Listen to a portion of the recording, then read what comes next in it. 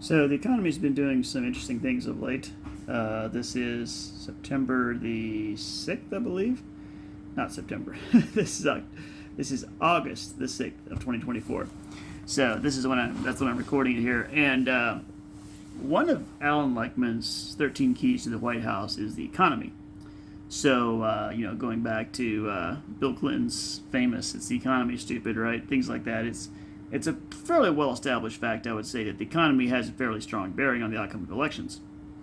Now, you can debate how much impact a president has on an economy, and I think it's fair to say that probably it's not as much as people think it is. So, Trump's economy, if you're going to call it that, had been doing quite well until COVID came along, and then, of course, that did, really have an impact. And while you could say it wasn't Trump's fault, he was still the incumbent when it happened, and so it was not a good thing for him, I believe. So now we're in a situation where the economy is showing it's kind of been showing some weakening. Inflation has stayed higher longer than anticipated, and so the Fed has refused to cut rates up to this point. Probably a rate cut coming next month. So there is probably, some reduction in interest rates coming, but whether it's a bit premature to have been cheering for a soft landing, remains to be seen, I guess. With the economy kind of in a yesterday, I think, or the day before, there was this whole deal with Japan, some kind of trade that was very popular, and Japan doing this or that and blowing that all up.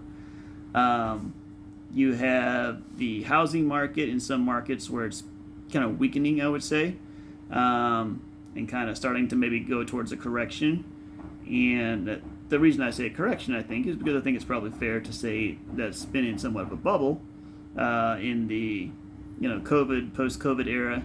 Now, I don't know. It's kind of hard to say because it seems like housing here in DFW area always just skyrockets in value, almost all the time. So, I've been here about 10 years now.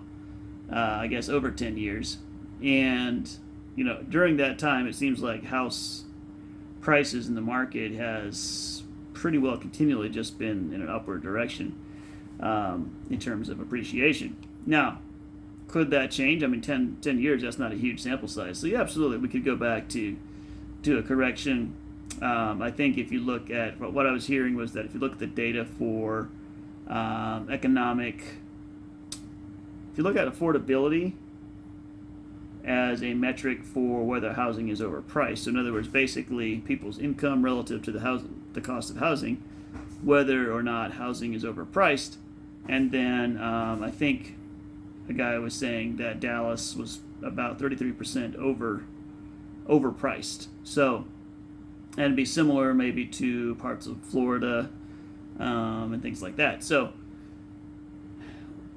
it's possible that we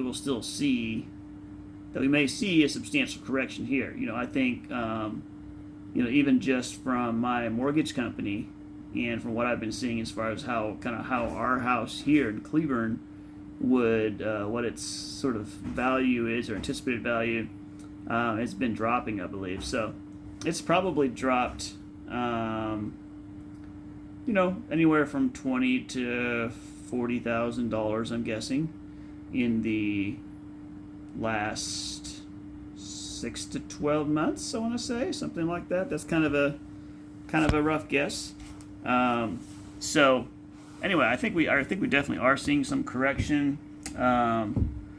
But that being said, I'm not necessarily holding my breath for a massive drop in home prices here in the DFW area with, as strong as our economy typically seems to be here in Texas. Now, of course, black swan events do occur. You don't know what will happen in the future. Of course, the past is not a perfect predictor of the future.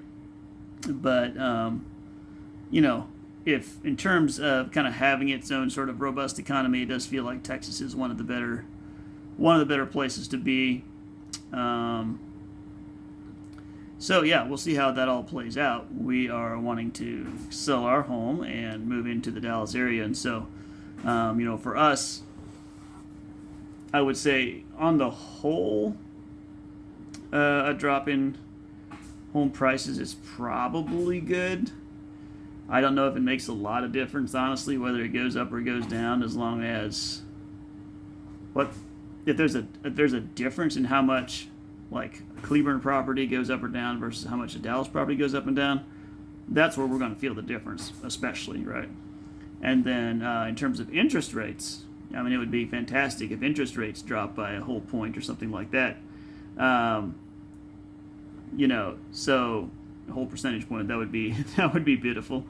I'd take a couple I'd take a couple percentage points down. It would be fantastic. It would really improve affordability and things like that. So anyway, kind of interesting to see what else going on there.